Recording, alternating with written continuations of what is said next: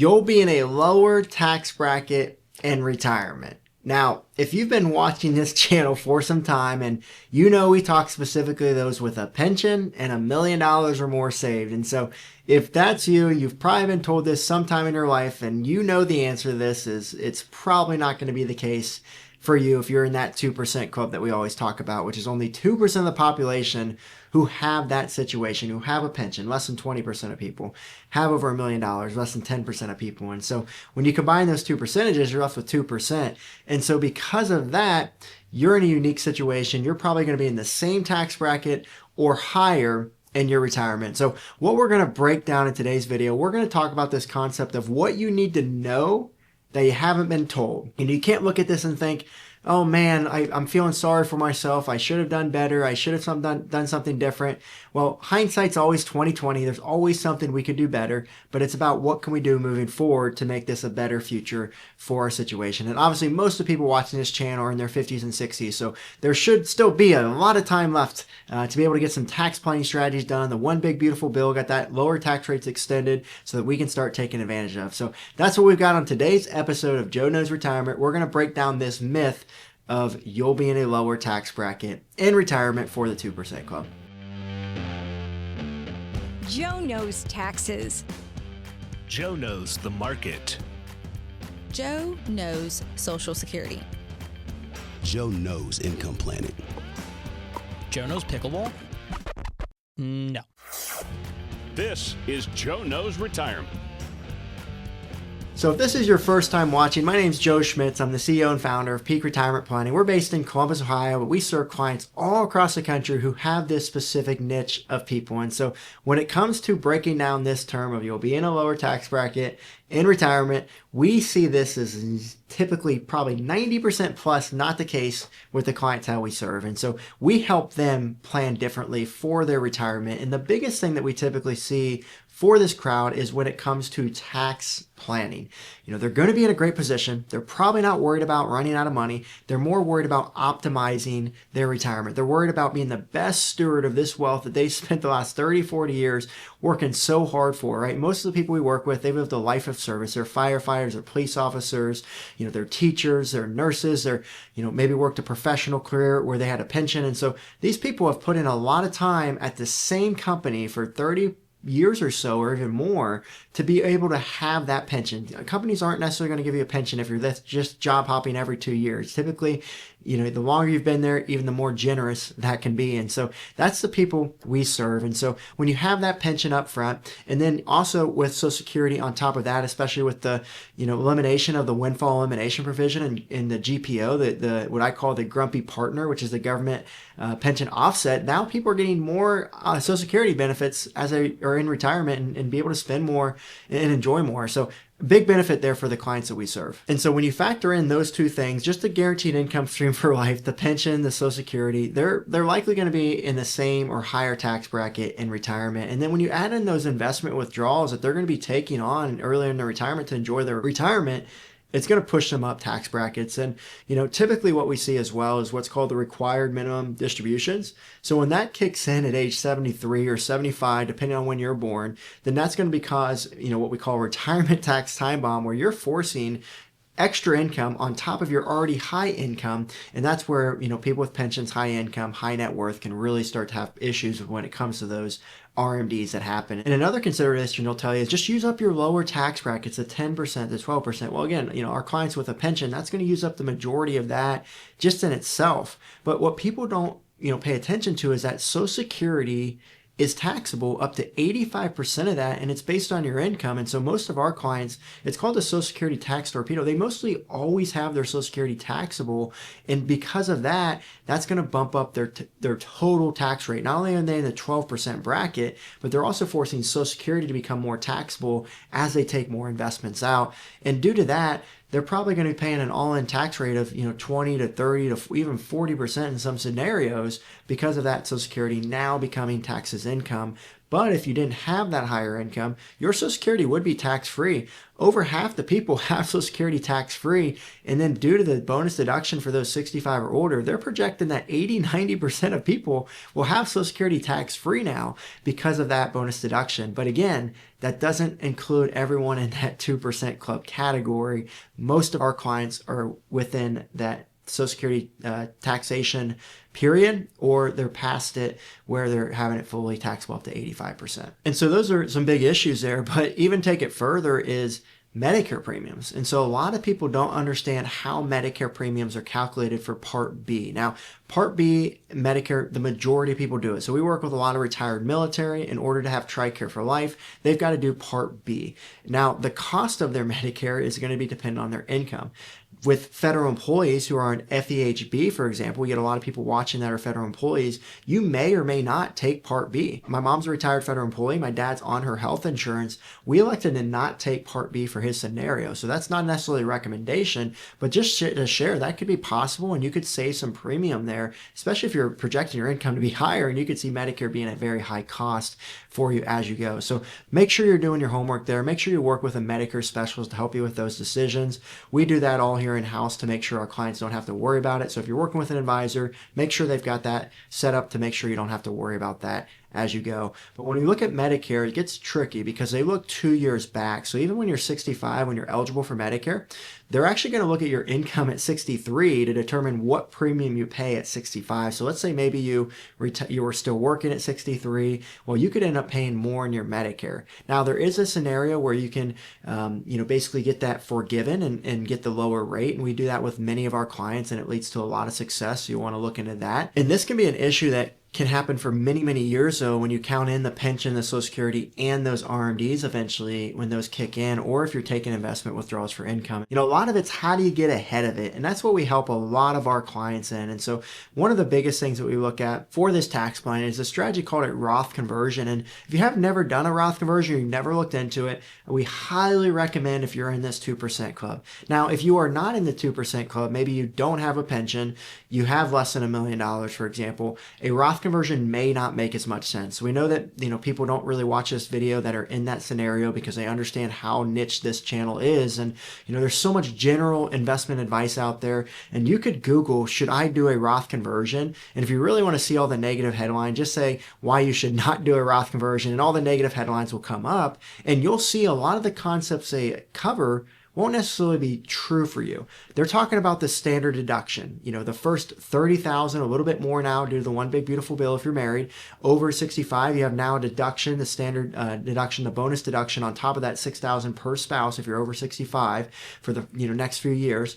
But that's still likely for most of our clients, the pension's going to take up all of their standard deduction. They're not going to have any tax-free money from investment withdrawals, typically what we see, unless you have a very small pension, maybe $1,000 a month or $2,000 a month. But most of our clients have pretty generous pensions, and so because of that, you can X that one out. A lot of our clients try to plan earlier in order to lower that RMD, right? If we have $1 million and we look to convert, $200,000, $300,000 over so many years, that's going to allow you to not have to take out as much from that RMD eventually. And so, basically with the Roth conversion, to make that a simple term, that's when you move money from your tax-deferred IRAs, 401ks, 403bs, TSPs over to a Roth IRA. Now, you have to pay the taxes now, and so we run sophisticated calculations for clients. We'd not recommend you DIY, even though you can. We know a lot of DIYers watch this video. We know that because many of them reach out to us and they say, I don't want to worry about my spouse if I pass. Can I work with you guys to make sure that she's all set or he's all set if I pass away? And we see that quite often. And a lot of them just want to delegate and get this off their hands so they don't have to worry about this anymore. So, if that's you, you're welcome to reach out to our team. We could see if we could be a good fit.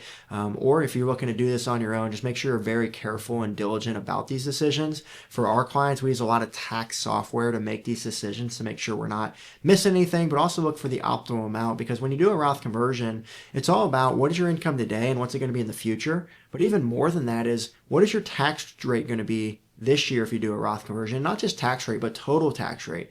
What is it going to be when you factor in the Social Security tax we talked about earlier? What about if you have capital gains? Capital gains could be 0% up to about $120,000 of total income due to the 0% capital gains bracket, but also a standard deduction on top of that. That's a lot of room that people could pay 0%, but if your income's higher, now you're at 15%.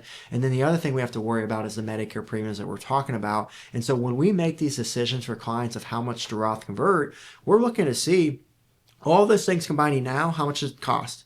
What are we expecting it to be in 10 years? What are we expecting it to be in 20 years based on the client's goals? Then we're making a decision what it is. But it's all about your tax rate when doing a Roth conversions. If today our tax rate's 80% and tomorrow it's 40%, we don't want to Roth convert today. We want to Roth convert tomorrow. Even if 10 years, if it's 80% today and it's 40% in 10 years, well, probably makes sense to do the 40% and not the 80%. So you understand how that concept works. And that's why a lot of people really like the idea of Roth converting for Medicare premiums, because they're unknown, they're unsure of what Medicare premiums are going to do in the future. If you look historically, Medicare premiums have increased by about 7% per year. That's way more than inflation. And a lot of that's because healthcare has become more of a need. The cost has become higher. And so Medicare is not doing too well. And so they have to find ways to get more revenue. And that's one way, is to raise premiums. And that is expected to be another 6% increase as time goes, which means that people who are having a higher income, who are in the second, third, fourth tier of Medicare or more,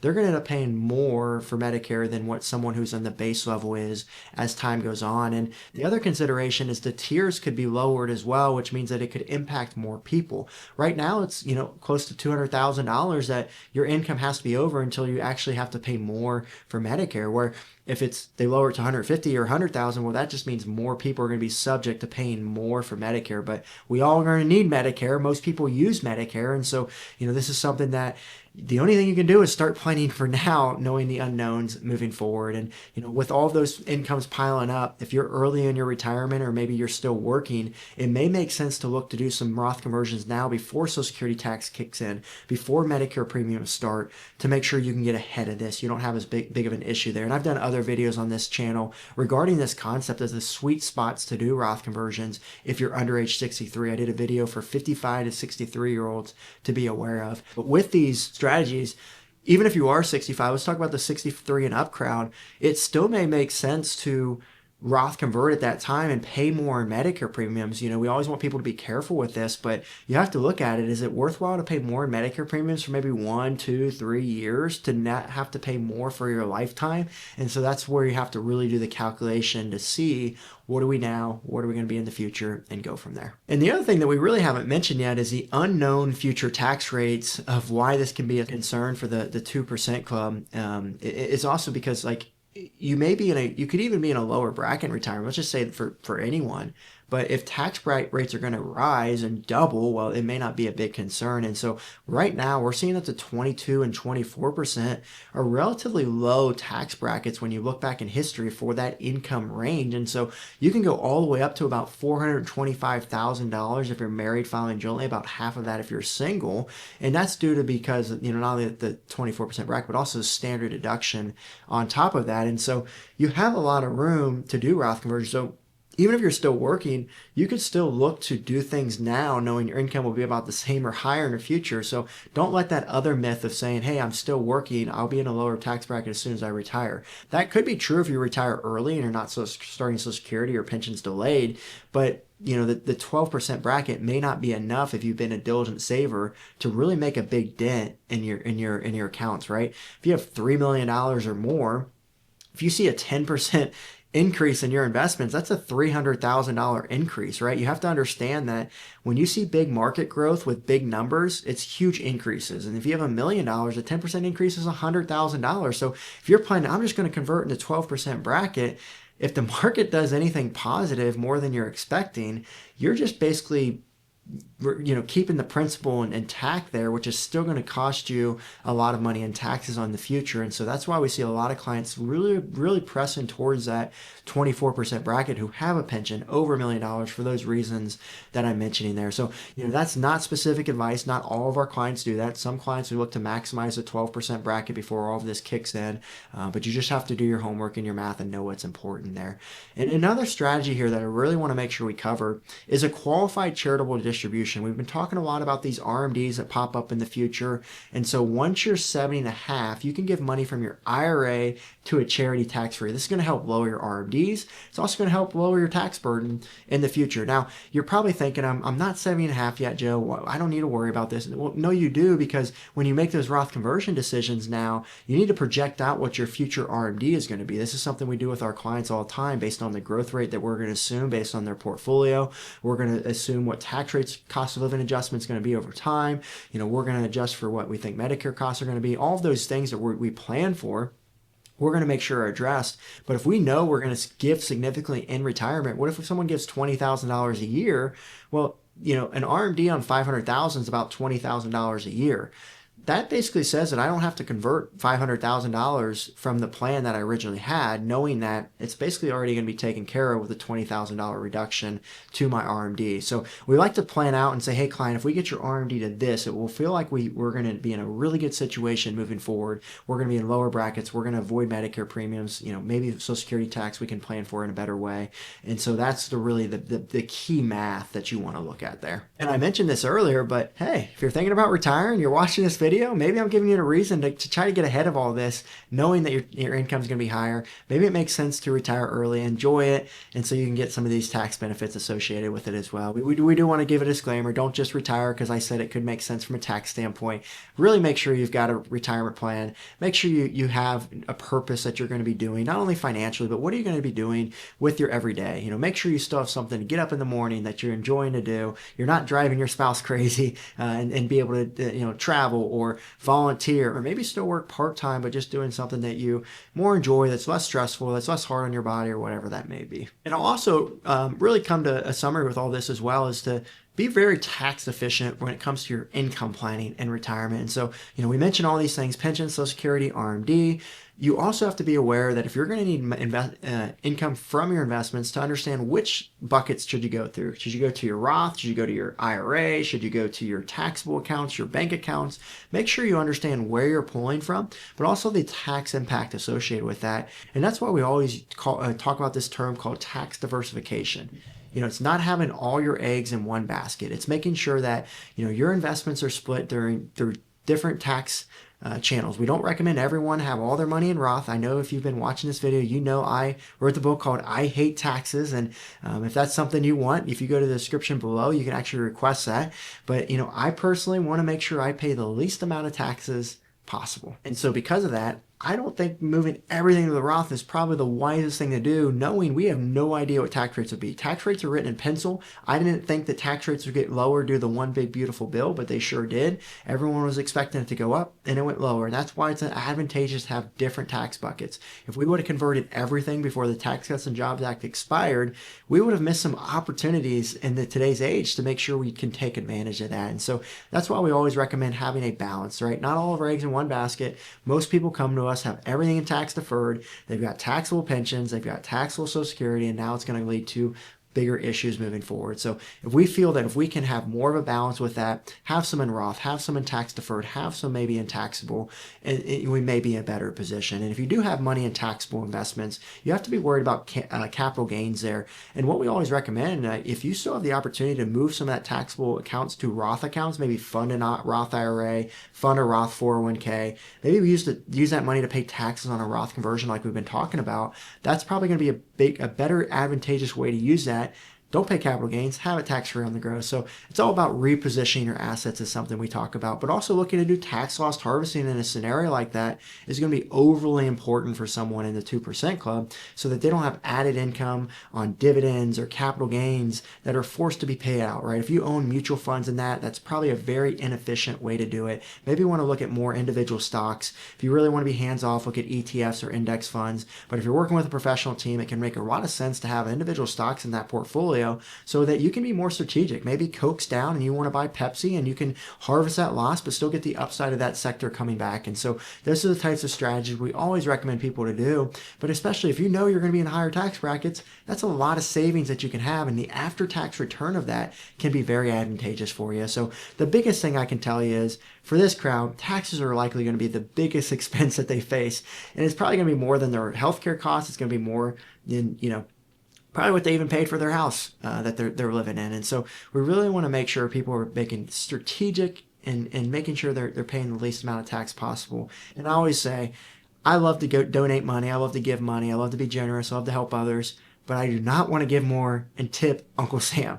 I want to do what I want to do with my money and use it towards my beliefs, my values, versus having the government decide that for me. And so that's my biggest purpose, why I feel this conversation is so helpful. And so if you've worked hard for all your money and you want to get to that place where you're not having to pay more in taxes, where you feel like you're optimizing it, you're not leaving money on the table. And what our clients tell us all the time is, I don't know what I don't know. And so if you're not working with a team currently and you're looking for some help, feel free to reach out to us. We'd love to explore working with you. We get a lot of people to reach out to us from our YouTube channel. You have to remember, the people we talk about on this channel are exactly who we work with. So if you've been watching, you're saying, this is me, I'm that Midwestern millionaire, I'm in the 2% club.